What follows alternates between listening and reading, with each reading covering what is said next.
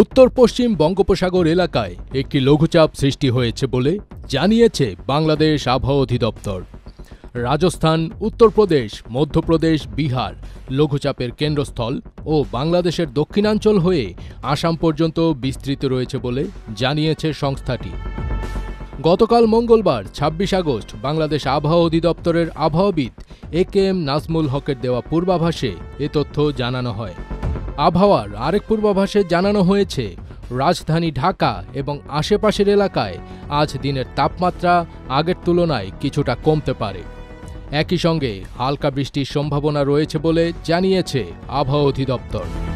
আবহাওয়া অধিদপ্তরের ঝড় সতর্কীকরণ কেন্দ্র থেকে প্রকাশিত সকাল ৭টা থেকে পরবর্তী ৬ ঘণ্টায় ঢাকা ও পার্শ্ববর্তী এলাকার পূর্বাভাসে এই তথ্য জানানো হয়।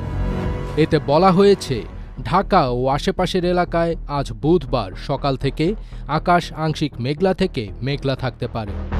এছাড়া দিনে হালকা বৃষ্টি হওয়ারও সম্ভাবনা রয়েছে। ওয়ালটন টেলিভিশন মাত্র ২৫,৪৯০ টাকায় পাচ্ছেন গুগল টিভি। এ সময় দক্ষিণ ও দক্ষিণ পূর্ব দিক থেকে ঘন্টায় ১০ থেকে ১৫ কিলোমিটার বেগে বাতাস প্রবাহিত হতে পারে।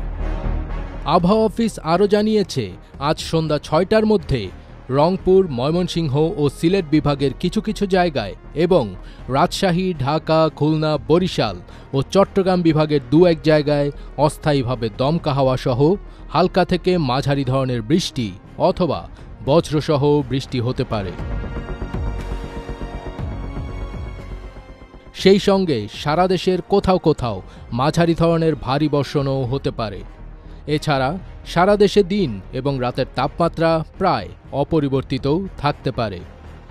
আগামীকাল বৃহস্পতিবারের পূর্বাভাসে বলা হয়েছে, সন্ধ্যা ৬টা থেকে পরবর্তী ২৪ ঘণ্টায় ঢাকা, খুলনা, বরিশাল ও চট্টগ্রাম বিভাগের অনেক জায়গায় এবং রংপুর, রাজশাহী, ময়মনসিংহ ও সিলেট বিভাগের কিছু কিছু জায়গায় অস্থায়ীভাবে দমকা হাওয়া সহ হালকা থেকে মাঝারি ধরনের বৃষ্টি অথবা বজ্রসহ বৃষ্টি হতে পারে। সেই সঙ্গে ঢাকা, খুলনা, বরিশাল ও চট্টগ্রাম বিভাগের কোথাও কোথাও মাঝারি ধরনের ভারী থেকে অতি ভারী বর্ষণও হতে পারে। এছাড়া সারা দেশে দিন এবং রাতের তাপমাত্রা প্রায় অপরিবর্তিত থাকতে পারে।